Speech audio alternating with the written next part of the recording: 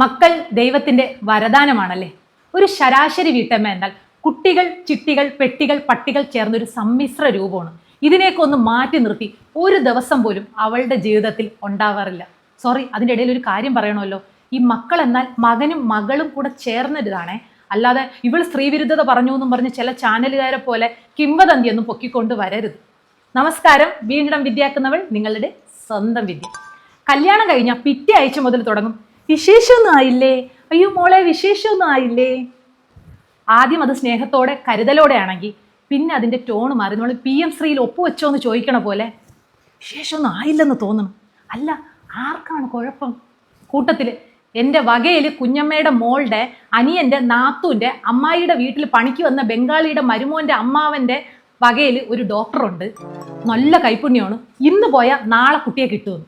ഇതെന്തോന്ന് പോത്തീസിൽ ആടിക്കഴിഞ്ഞ് സാരി അടുക്കി വെച്ചിരിക്കണം. ചെന്നൊരെണ്ണം നോക്കി ഒന്നിനെ എടുത്തുകൊണ്ട് വരായി.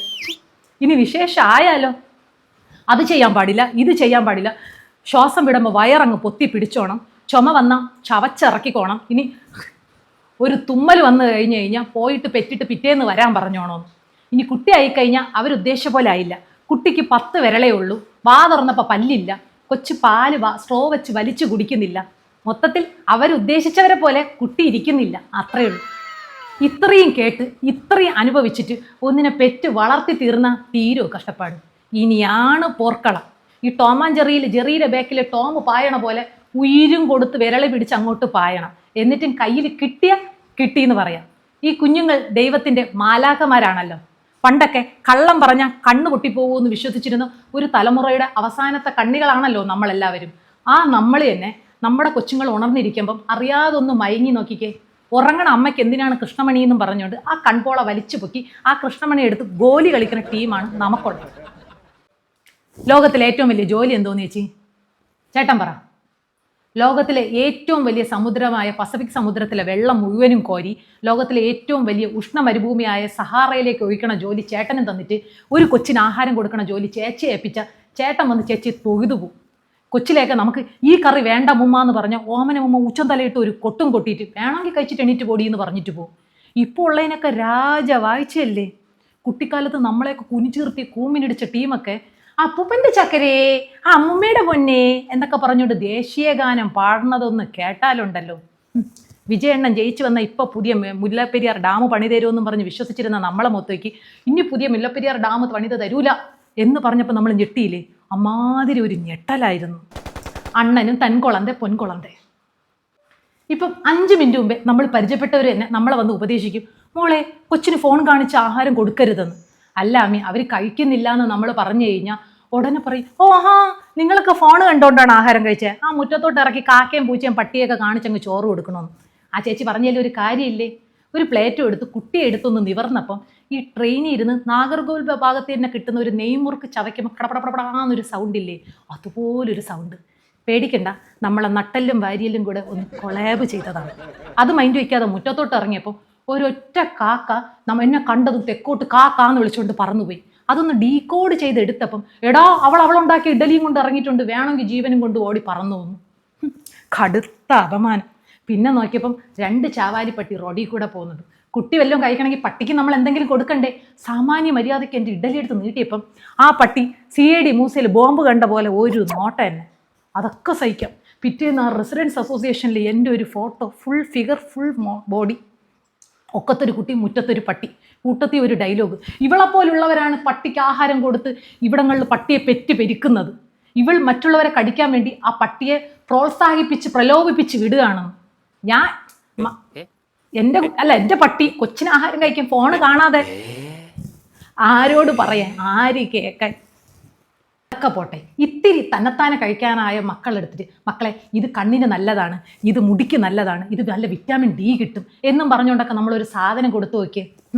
അതിനെ എടുത്ത് മണപ്പിച്ച് കേൾപ്പിച്ച് സ്പർശിച്ച് വീണ്ടും ഒന്നുകൂടെ നിർബന്ധിച്ച പാരസെറ്റമോൾ വായിലിട്ടിട്ട് വെള്ളം ഒഴിക്കണ പോലെ ഒന്ന് വിഴുങ്ങിയാലായി. അതിന് പകരം നല്ലൊരു അവിയൽ വെച്ചിട്ട് 2 ബ്രെഡ് എടുത്ത് അതിൽ കുറച്ച് ബട്ടർ തേച്ചിട്ട് ഈ അവിയൽ കോരി നടുക്ക് വെച്ചിട്ട് മറ്റേ ബ്രെഡ് കൊണ്ട് ഒന്ന് പൊത്തിയും വെച്ചിട്ട് 2 ടൊമാറ്റോ 2 സൈഡിലും കാണിച്ച് ഇത്തിരി ചൊറിയണത്തിൻ്റെ ഇലയോ വല്ല പച്ചയും പിടിച്ചിട്ട് ഒന്ന് വിതറ ഇട്ട് കൊടുത്തിട്ട് മക്കളെ ഇത് ജങ്ക് ഫുഡാണ്, അധികം കഴിക്കല്ലേ എന്നൊരു ഡയലോഗും കൂടെ അടിച്ച് കയ്യിൽ കൊടുത്തു വയ്ക്കേ. ഇരുന്നിരിപ്പിൽ 3 സെറ്റ് കഴിക്കും. അമ്മമാരോടാണ് കളി. അമ്മ എന്നാൽ ഡോക്ടറാണ്, നേഴ്സാണ്, ടീച്ചറാണ്, വക്കീലാണ്, സയൻറ്റിസ്റ്റാണ്, മാജിക്കുകാരിയാണ്, കോച്ചാണ്. നൈറ്റിയുടെ പുറത്തൊരു ജട്ടിയും കൂടി ഇടിപ്പിച്ച് ഒരു സൂപ്പർമാൻ വരെ ആക്കും. പക്ഷേ ഇത്രയൊക്കെ ഓക്കെ. പക്ഷെ എൻ്റെ ചെറുതിൻ്റെ കണ്ണിൽ എന്താണെന്ന് അറിഞ്ഞൂടാ. അവൻ എന്നെ കാണുന്നത് അവൻ്റെ കൊട്ടേഷൻ ടീമിനെ പോലെയാണ്. സ്കൂൾ വിട്ട് വൈകിട്ട് വന്നോണ്ട് പറയണം, അമ്മ നാളെ സ്കൂളിലോട്ട് വരണം, ഒരു കൊട്ടേഷൻ ഉണ്ടെന്ന്. ടീച്ചർ ഒന്ന് വഴക്ക് പറഞ്ഞ, ടീച്ചർ ആ 4 ലൈനിലൊന്ന് തൊട്ട് എഴുതാൻ പറഞ്ഞ, സ്കെയിൽ കാണിച്ചൊന്ന് പേടിപ്പിച്ച, അവൻ്റെ കൂടെ പഠിക്കണം അവനെ പോലെയുള്ള ചെറുതുങ്ങളെടുത്ത് അവൻ വഴക്കൂടിയ പിറ്റേന്ന് ഞാൻ കൊട്ടേഷൻ ഏറ്റെടുക്കണം. കീലേരി അച്ഛനെ പോലെ കയ്യിലൊരു കത്തിയില്ല എന്ന് മാത്രമേ ഉള്ളൂ. പോരെങ്കിൽ ആ കൂട്ടത്തിലുള്ള ചെറുതുങ്ങളുടെ അച്ഛനെ കൊണ്ട് പോലീസിനെ കൊണ്ട് പിടിപ്പിക്കുകയും വേണം. പിന്നെ എന്നാര് ജാമ്യത്തിൽ എടുക്കാൻ പറ്റും? പണ്ടൊക്കെ നമ്മുടെ കുട്ടിക്കാലത്ത് PTA മീറ്റിങ്ങിന് അച്ഛനോ അമ്മയോ വന്നു കഴിഞ്ഞ് കഴിഞ്ഞാൽ ടീച്ചർമാരോട് ആദ്യം പറയണത് ആ അസ്ഥി കുടത്തിലാക്കി ഇങ്ങ് തന്നാൽ മതി, അതുവരെയുള്ള ഫുൾ സ്വാതന്ത്ര്യം ടീച്ചർമാർക്കാണെന്നാണ്. നമ്മളാണ് ഇപ്പോൾ ടീച്ചർമാർ കണ്ണുരുട്ടി പേടിപ്പിച്ചു വഴക്ക് പറഞ്ഞു ചെവി നുള്ളി ചൂരൽ പൊക്കി എന്നൊക്കെ പറഞ്ഞുകൊണ്ട് ചോദിക്കാൻ ചെല്ലണത്. എന്തൊരു വിരോധാഭാസമല്ലേ. നമ്മുടെ മക്കൾ വീട്ടിൽ വെണ്ണിലാ കൊമ്പിലേരാ പാടി ആണെങ്കിൽ ഇതുങ്ങളൊക്കെ സ്കൂളിൽ മേഹൂസ്താദ് ആണെന്ന് നമ്മളും തിരിച്ചറിയണം. ഇനി മുഹൂർത്തം നോക്കി ഇതിനെയൊക്കെ ഹോംവർക്ക് ചെയ്യാനൊന്ന് പിടിച്ചിരുത്തിയ അപ്പം മാത്രം പുറത്തു വരുന്ന ഒരുതരം മുള്ളലുണ്ട്. ഈ മഴക്കാലത്ത് അരുവിക്കര ഡാമിൻ്റെ 4 ഷട്ടർ തുറന്ന പോലെ ഒരു കാലത്തും തീരാത്ത ഒരു മുള്ളൽ. കൂട്ടത്തിൽ ഉറക്കം, ദാഹം, വിശപ്പ്, കൈകാൽ തരിപ്പ്, പെരുപ്പ്, കഴപ്പ് തുടങ്ങിയ വികാരങ്ങളുടെ ഒരു തള്ളിക്കയച്ച്. എടാ തുടങ്ങി വെച്ച റായ ഒന്ന് തായാക്കിയിട്ട് പോയി കിടന്നുറങ്ങും എന്ന് പറഞ്ഞു കഴിഞ്ഞാൽ അവൻ ചോദിക്കാൻ ഹോളിവുഡിൽ നിന്ന് ആളെ ഇറക്കും. അവൻ്റെ ഹോളിവുഡ് ഹീറോ കൈലി കൊടുത്ത് നെഞ്ചത്ത് റിമോട്ടും വെച്ച് TV മുമ്പ് കിടന്നുറങ്ങണുണ്ടാവും. ഇനി പാതിരാത്രി എണീറ്റിരുന്ന് നാളെ എൻ്റെ കൊച്ചിനെ ടീച്ചർ വഴക്കു പറയല്ലോ എന്നുള്ള മനോവിഷമം കാരണം അവൻ്റെ ഹാൻഡ് റൈറ്റിംഗ് ഇമിറ്റേറ്റ് ചെയ്യാൻ വേണ്ടി ഇടത് കൈകൊണ്ട് എഴുതിയ ഹോംവർക്ക് തീർക്കണം. അമ്മമാരുടെ ഒരു കഷ്ടപ്പാടേ. ഇന്നലെ കൊടുത്തുവിട്ട പുതിയ പെൻസിൽ കാണണം, സുരമാമൻ്റെ ബീഡിക്കുറ്റി തോറ്റുപോകും. ആടിയറുതിക്ക് സാധനം കൊണ്ട് കളയണ പോലെ നമ്മൾ സ്കൂളിൻ്റെ നടവരെ എത്തുന്ന പെൻസിൽ, റബ്ബർ, കട്ടറൊക്കെ അവിടെ നിന്ന് തൊട്ടങ്ങ് വാനിഷായി പോവുകയാണ്. നമ്മൾ പിന്നെ കൂടുതൽ ചൂടായി കഴിഞ്ഞാൽ മുതുകാടിനെ പോലെ പിറ്റേന്ന് മുതൽ നമ്മൾ കൊടുത്തയച്ചത് വെച്ച് പുതിയൊരു 10 എണ്ണ, കാവച്ച റേസർ, പൂവച്ച ഷാർപ്പനർ, മഴവില്ലിലുള്ള റെയിൻബോ പെൻസിൽ തുടങ്ങിയ കുറേ സാധനങ്ങൾ വീട്ടിലെത്തും. മോഷണ കുറ്റത്തിന് ഇനി ആര് സമാധാനം പറയും? നമ്മളെ ജാതകമാണ് ജാതകം. കൊച്ചിലെ നമ്മൾ ചെപ്പടിക്കുന്നിൽ ചിന്നിച്ചിതറും ചക്കരപ്പൂവേ, ചെന്നായി മമ്മി അങ്കിൾ ബഗീരെ തേടുന്നു നിന്നെ. മൗഗിളി കാണാൻ കൊതിച്ചപ്പം അപ്പൂപ്പൻ്റെ കൂടെ കുത്തിയിരുന്ന് നാഷണൽ ന്യൂസും ഡൽഹി റിലേയും കാണേണ്ടി വന്നിട്ടുണ്ട്. നമ്മളിപ്പോൾ ഇത്തിരി ന്യൂസ് കാണാൻ കൊതിച്ചപ്പോൾ കാർട്ടൂൺ അല്ലാതെ വേറെ ഒന്നും കാണാൻ പറ്റണില്ല. കൊച്ചു TVയുടെയും നിക് ജൂനിയറിൻ്റെയും പോഗോയുടെയും സോണിയായുടെയൊക്കെ അടിയിൽ കൂടെ ഫ്ലാഷ് ന്യൂസ് എന്ന് എഴുതി കാണിച്ചിരുന്നെങ്കിൽ എത്ര നന്നായിരുന്നു.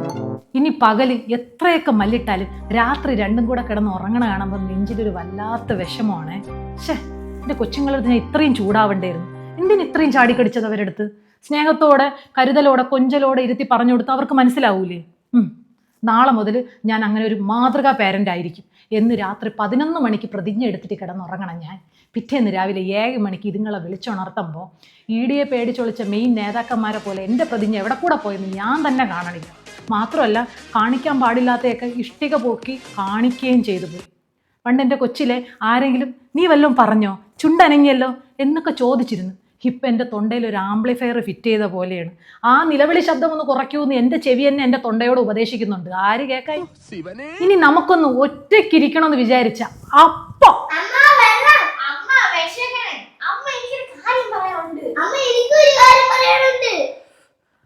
ഒന്ന് സങ്കടം വന്ന ഒറ്റയ്ക്കിരുന്ന് കരയാന്ന് വിചാരിച്ച അതിന് വരെ കമ്പനി തരും. വിത്ത് അനാവശ്യ ആവശ്യങ്ങൾ. ഇപ്പം എനിക്ക് കരയണമെന്ന് തോന്നുമ്പോൾ ഞാൻ കുറച്ച് ഉള്ളി എടുത്ത് വെള്ളി വെച്ചിട്ട് ഒരു കത്തിയും വെച്ചുകൊണ്ട് അങ്ങനെ ഇരിക്കും. എൻ്റെ കരച്ചിൽ കണ്ടുകൊണ്ട് ഉള്ളിക്ക് പോലും ഇപ്പോൾ ഉളുപ്പില്ലാതെ. ഇനി പാരൻറ്റിങ് എത്ര ബുദ്ധിമുട്ടാണ്, കഷ്ടപ്പാടാണ് എന്നൊക്കെ പറഞ്ഞാൽ നമ്മളത് ആസ്വദിക്കുന്നുണ്ടല്ലേ. ഇന്നലെ നമുക്ക് കിട്ടാത്തതെല്ലാം നമ്മുടെ മക്കൾക്ക് കൊടുക്കണം എന്ന് നമ്മൾ വാശി പിടിക്കുമ്പോൾ നമുക്ക് കിട്ടിയ പലതും എന്തേ നമ്മൾ നമ്മുടെ കുഞ്ഞുങ്ങൾക്ക് കൊടുത്തില്ല? എങ്കിലല്ലേ അവർക്ക് നാളെ അത് മറ്റുള്ളവർക്ക് കൊടുക്കാൻ കഴിയൂ. ഇന്ന് നമ്മളില്ലാതെ ഒന്നും സാധിക്കില്ല എന്ന് പറയുന്നവർ നാളെ പറന്നുയരും. ഇന്ന് എഴുതാൻ മടി കാണിച്ചവർ നാളെ സ്വന്തമായി ഒരു പുസ്തകം പ്രകാശനം ചെയ്യും. നമ്മുടെ കൈപിടിച്ച് ഇന്ന് പിച്ച വെച്ച് നടന്നവർ നാളെ ഒളിമ്പിക്സിൽ ഓടും. സ്കൂൾ ബാഗ് വരെ നമ്മളെ കൊണ്ട് ചുമപ്പിച്ചവർ നാളെ നമ്മുടെ രാജ്യത്തെ ശത്രുരാജ്യത്തിൽ നിന്ന് രക്ഷിക്കാൻ ഗണ്ണും കൊണ്ട് പായും. ഒരു പനി വരുമ്പോൾ അമ്മ അടുത്തിരിക്കുക, അമ്മ കെട്ടിപ്പിടിക്കുക എന്ന് പറഞ്ഞവരൊക്കെ നാളെ ഒരു ജീവൻ രക്ഷിക്കും. അതുകൊണ്ട് അവർക്ക് ഇന്നാണ് നമ്മളെ ആവശ്യം, അത് നമ്മൾ കൊടുക്കുക. എങ്കിൽ നാളെ അതിൻ്റെ ഇരട്ടിയായിട്ട് അവർ നമുക്ക് തിരിച്ചും തരും, അല്ലേ?